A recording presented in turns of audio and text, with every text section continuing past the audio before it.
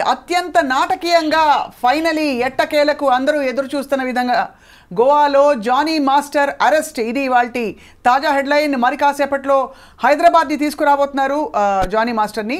జరిగిన పరిణామాలు తీవ్రంగా అందరినీ డిస్టర్బ్ చేశాయి.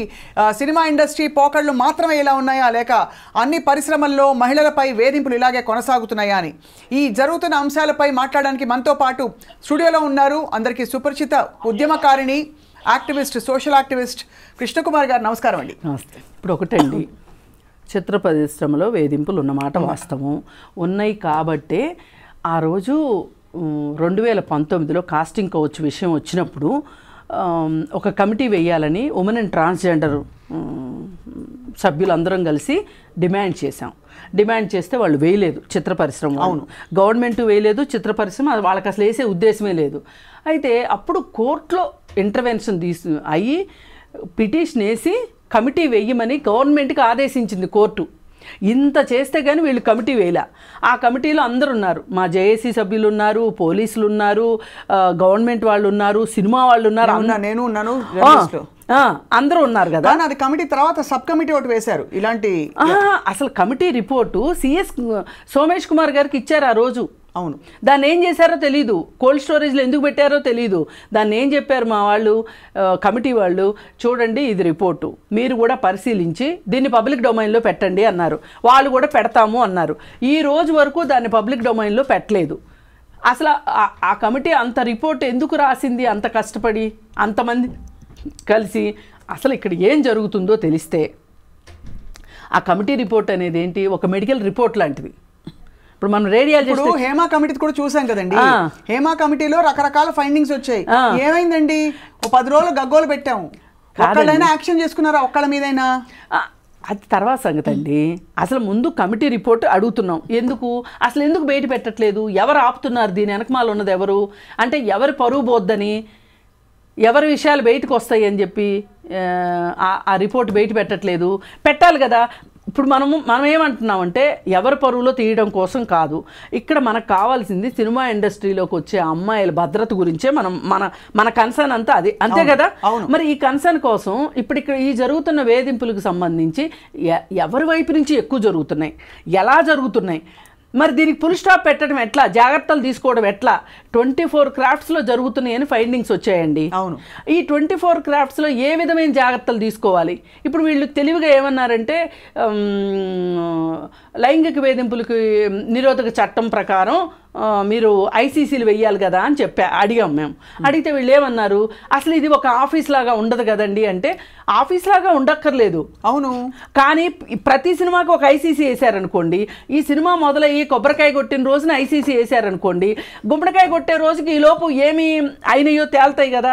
ఎవరన్నా కంప్లైంట్ చెప్తారు కదా, ఐసీసీ కంప్లైంట్స్ అంటే డబ్బాలు కూడా పెట్టాము అవన్నీ చెప్పారు, రకరకాల చర్యలు తీసుకున్నారు. మీరు ఏమన్నా ఉంటే మీకు రాయండి, వేయండి అందులో. అసలు ఇప్పుడు పలానా అమ్మాయి ఎవరైనా సరే ఈ విషయం గురించి ఎవరమే చర్య తీసుకున్నారో చెప్పక్కర్లా. ఒక కంప్లైంట్ వచ్చింది, మేము ఈ విధంగా దాన్ని పరిష్కరించామని ఈ రోజుకి ఏమన్నా సినిమా ఇండస్ట్రీ దగ్గర నుంచి ఏమన్నా జాబితా ఉందా? లేదు, అన్నింటినీ కొట్టిపడేస్తారు కదా. అన్నింటినీ కొట్టిపడేస్తారు. పూనం కౌర్ ఎందుకు రాసుంటుంది అంటారు ట్వీట్? పూనం కౌర్ రాసిన దానికి నేను పూనం కౌర్కి జరగలేదు అనే మాట నేను అననండి. ఎందుకంటే ఎవరైనా ఒక మహిళ బయటకు వచ్చి చెప్పింది అంటే దానికి ఏదో ఒక రీజన్ ఉంటుంది, ఏదో ఒక అంట్రెస్ట్ ఉంటుంది. అక్కడ అది లైంగిక వేధింపే అవ్వక్కర్లా. ఇప్పుడు వీళ్ళందరికీ మరి మెదళ్ళు అరికాళ్ళలో ఉంటే నేనేం చేయలేను, కానీ అత్యాచారానికి కూడా అర్థాలు మారిపోయినాయి ఇవాళ. ఒకప్పుడు అత్యాచారం అంటే పెనట్రేషన్ జరిగితేనే అత్యాచారం అనేవాళ్ళు. ఇప్పుడు ఏమంటున్నారు, లైంగిక వేధింపులు అంటే ఏంటి, 30 సెకండ్ల పాటు ఒక మనిషి ఒక ఆడ మనిషిని చూస్తే కూడా తప్పు అంటున్నారు. ఆమెకి ఇష్టమైతే అది ఓకే, ఆమెకి ఇష్టం లేకుండా 30 సెకండ్లు అంటే అర నిమిషం పాటు ఎవరిని చూడాలి. చిట్టి గారు ఇప్పుడు ఏమంటున్నారు, 2019 ఎప్పుడో జరిగితే మైనర్ గా ఉన్నప్పుడు ఈ 5 ఏళ్ల పాటు తను ఎందుకు కమ్యూనికేషన్ అండ్ కాంటాక్ట్ కొనసాగించింది? ఇప్పుడు ఈ ఇండస్ట్రీలోకి ఎలా వస్తారండి, 14 ఏళ్ల వయసులో ఆ పిల్లలు తెలిసి తెలియని వయసులో వస్తారు, టెండర్ వయసులో వస్తారు, వాళ్ళకి ఏమీ అర్థం కాదు. కానీ వాళ్ళు ఏంటి, మేము చాలా పెద్ద డాన్సర్లమి అని నమ్ముతారు, చదువులు అన్నీ పక్కన పెట్టేస్తారు, ఇంట్లో వాళ్ళు చెప్పింది కూడా వినరు, వీళ్ళు ఇండస్ట్రీలోకి వచ్చేస్తారు. వచ్చేసిన తర్వాత ఎవరైతే కొంచెం దగ్గరకు తీస్తారో వాళ్ళు ఒకవేళ వాళ్ళ ఉద్దేశం ఏంటో వీళ్ళకి అర్థం అవడానికి, వీళ్ళకి మెచ్యూరిటీ రావడానికి టైం పడుతుందండి. అప్పుడు అర్థమవుతుంది వీళ్ళకి. అవును. ఇప్పుడు పైగా ఆయన షూటింగ్ ప్లేస్లో చేశారని పదే పదే తప్పుదోవ పట్టిస్తున్నారు. జరిగింది హోటల్ రూమ్ లో. అదే అందుకే చెప్పాను, అది కమిటీ రిపోర్ట్ లో ఉంది అదంతా. హోటల్ రూమ్ లో జరిగింది. అతను ఏదో ఆధార్ కార్డు ఇచ్చి పంపించడం, ఇవన్నీ రకరకాలు జరిగాయి. ఇప్పుడు నువ్వు బాంబేకి తీసుకెళ్తున్నావు అండి, ఒక మైనర్ గర్ల్ని తీసుకెళ్తున్నావు. నువ్వు తీసుకెళ్లేటప్పుడు పేరెంట్స్ని తీసుకెళ్ళాలి, ఒక పాయింట్. పేరెంట్స్ని తీసుకెళ్ళకపోతే ఆమెకు ఒక ఉమెన్ అసిస్టెంట్ ఇవ్వాలి, ఎస్కార్ట్ ఉండాలి. ఒక ఉమెన్ అసిస్టెంట్ని ఇవ్వాలి ఆ అమ్మాయికి, పెట్టాలి కదా. 16 ఏళ్ళ అమ్మాయిని నువ్వు ఎట్లా తీసుకెళ్తావు? నీ దగ్గర ఉన్నది 2 మగ అసిస్టెంట్లు. ఇప్పుడు 16 ఏళ్ల పిల్ల అంటే ఆ పిల్లకి ఏ రకమైన అవసరాలైనా ఉండుండొచ్చు. అలాంటప్పుడు నీకు చెప్పుకుంటుందా? అంటే అక్కడికి తీసుకెళ్లడం వెనకే అతని ఉద్దేశం వేరే ఉంది అని నేను అందుకని అనుకుంటున్నాను. ఇది చాలామంది ఆన్ రికార్డు పెద్ద హీరోయిన్లు, లెజెండ్స్ రకరకాల పరిస్థితుల్లో వాళ్ళు ఎలా ఇరికించబడ్డారని కెమెరా ముఖంగా చెప్పిన వాళ్ళు కూడా ఉన్నారు. అందుకని సినిమా ఇండస్ట్రీలోనే జరుగుతుందా, మా మీదే పడుతున్నారు, మా పరువు తీస్తున్నారు అని జరుగుతుంది అంటారు. బుడిబుడి రాగాలు తీయడానికి వీల్లేదండి, జరుగుతున్నాయి. ఇప్పుడు మనం చూడాల్సింది ఏంటి అంటే, ఇక్కడేదో సిగ్గుపోతుంది, పరువు పోతుంది అనుకునే కన్నా అసలు దీన్ని ఎట్లా అరెస్ట్ చేద్దాము, ఎట్లా అరెస్ట్ అవుతున్నా కృష్ణకుమార్ గారు. ఇప్పుడు మనం కంప్లైంట్ చేయండి, అరవమని చెప్తున్నావు. ఒక ఆడపిల్ల వచ్చి నాకు ఇంత జరిగిందని చెప్పి బయట రోడ్డు మీద కూడా అరిస్తే కూడా నువ్వు కంప్లైంట్ రాసి ఎలా జరిగిందని చెప్పి అన్ని రకాలుగా అంతమంది వేధించి అమ్మాయి వ్యక్తిత్వం మీద ఆ అమ్మాయి ఎందుకు పడింది, అసలు ఎందుకు వెళ్ళింది అని ఫండమెంటల్ క్వశ్చన్స్ లేవనెత్తుతున్నారు. ఏమండి, ఎన్ని లేవనెత్తినా కంప్లైంట్ చేయాల్సిన అవసరం అయితే ఖచ్చితంగా ఉందండి. కంప్లైంట్ చేయాల్సిందే. ఇందులో అసలు రెండో మాటలేదు. కంప్లైంట్ చేయండి ఎలా తెలుస్తుందండి? ఇప్పుడు అడగందే అమ్మైనా పెట్టదు. అట్లాగే మీరు చెప్పుకోవాల్సిన వాళ్ళ దగ్గర చెప్పుకోకపోతే మీకు న్యాయం ఎట్లా జరుగుతుంది? కానీ ఇక్కడ ఈ అమ్మాయి విషయంలో ఏంటంటే, ఈ 5 ఏళ్ళు 6 ఏళ్ళు ఎలా ఊరుకుంది అనే దానికి నేను జస్టిఫికేషన్ చెప్తున్నా. ఆ అమ్మాయి ఈ ఇండస్ట్రీలో డాన్సర్గా రావాలి అని ఒక ఉద్దేశంతో వచ్చినప్పుడు ఈ అమ్మాయి నాకు బాంబేలో ఇలా జరిగింది అని చెప్పింది అనుకుందాం. పోనీ ఇంట్లో వాళ్ళు ఏమంటారు చెప్పండి? ఒక కాలేజీకి వెళ్ళే పిల్ల నాకు ఈవ్ టీజింగ్ జరిగింది అంటే ఇంట్లో కూర్చోమ్మా అంటారు. అందుకని చాలామంది ఆడపిల్లలు నెత్తి మీదకి సమస్యలు వచ్చిందాక చెప్పరు. అదే ఈ పాప దగ్గర మనం ఎందుకు వర్తించదండి? అదేమంటే జానీ మాస్టర్ ఇప్పుడు పెద్దోడు కానీ అప్పుడు ఇంత పెద్దోడు కాదు కదా, ఆ అమ్మాయి ఎందుకు చెప్పలేదు అంటే అప్పుడు ఈ పిల్ల ఇంకా చిన్నపిల్ల కదా. అదే ఇప్పుడంటే 21 ఏళ్ళు, అప్పుడు 16 ఏళ్లే కదా. 16 ఏళ్ల పిల్ల బయటకు వచ్చి అసలు ఇలా జరిగిందని చెప్పుకోవడానికి చాలా భయాలు ఉంటాయి.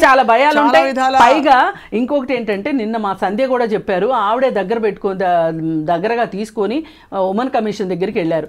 ప్రతిరోజు బెదిరింపారంటండి, రేపొద్దు నీకు పని ఉండదు, నేను చెప్పిన మాట వినకపోతే, నేను చెప్పిన వాళ్ళతోనే మాట్లాడాలి, నేను చెప్పిన వాళ్ళతో మాట్లాడొద్దు, నన్ను ప్రశ్నించకూడదు. ఇతనుకు జానీ మాస్టర్కు ఉన్న పెద్ద జబ్బు ఏంటి అంటే, అతన్ని ఎవరూ ప్రశ్నించకూడదు, ఎవరూ పొరపాటు స్టెప్ వేయకూడదు. సహజం కదండి, పొరపాట్లు జరగదు. ఇప్పుడు మనం ఇంత మాట్లాడుకుంటున్నాం, అన్నీ కరెక్టే మాట్లాడామా? అదే పొరపాటు వస్తుంది కదా, మళ్ళీ సమయం వచ్చినప్పుడు సరిదిద్దుకుంటాం. కానీ అతను రావే పోవే వసే గిసే కొట్టటము ఇవన్నీ చేస్తాడంట. సరే, వీళ్ళందరూ ఏంటి అంటే, మాస్టర్ కదా, మాస్టర్ తోటి పని ఉంటుంది కదా అనే ఒక భయం ముక్తి కోసం, సర్వైవల్ కోసం ఉన్నారు. ఇంకా అది మితిమీరిపోయి ఇంకా తట్టుకోలేని పరిస్థితిలో బయటకు వస్తారు. ఇప్పుడు అది కూడా కాకుండా ఆ 16 ఏళ్ల వయసులో ఆ అమ్మాయి పని కోసం అతని దగ్గర ఉంది, అతను పనిచ్చే పొజిషన్లో ఉన్నాడు. ఎవరిది హయ్యర్ పొజిషన్ అండి? హయ్యర్ పొజిషన్లో వాళ్ళకి గురించి నోరెత్తగలిగే ధైర్యం లోయర్ పొజిషన్లో ఉన్న వాళ్ళకు ఉంటుందా? పైగా ఇంకా నీచంగా ఏం మాట్లాడుతున్నారంటే, ఆ రోజు జానీ మాస్టర్ దగ్గర డబ్బులు లేవు కాబట్టి ఆ రోజు చెప్పలేదు ఆ అమ్మాయి, డబ్బులు ఏమి రాలవు కాబట్టి ఈ రోజు డబ్బులు రాలుతాయి కాబట్టి చెప్పింది అంటే ఆ రోజు క్వశ్చన్ చేయలేదు, ఎందుకు అంటే అతని దగ్గర నుంచి ఏమీ రాదు కాబట్టి అనే ఒక సూత్రీకరణ చెప్తున్నారు కదా. అంటే జరిగింది అనేనా అని వీళ్ళు ఒప్పుకున్నట్టేగా. చాలా దిగ్భ్రాంతి కలిగే విషయాలు. అంటే జరిగిన తీరుతెన్నులు, ఆ అమ్మాయి ఎందుకు పాపం చెప్పలేకపోయిందో బయటికి జరిగిన విషయాలు, మరి కమిటీ నివేదిక ఏం చెప్పబోతోందో అసలు ఇవన్నీ కూడా కాదండి, సొంత తండ్రులు చేస్తున్నారండి. ఈరోజు మనకి ఎన్ని కేసులు వస్తున్నాయి, సొంత తండ్రులు చేస్తుంటే మారుడు తండ్రులు చేస్తున్నారండి.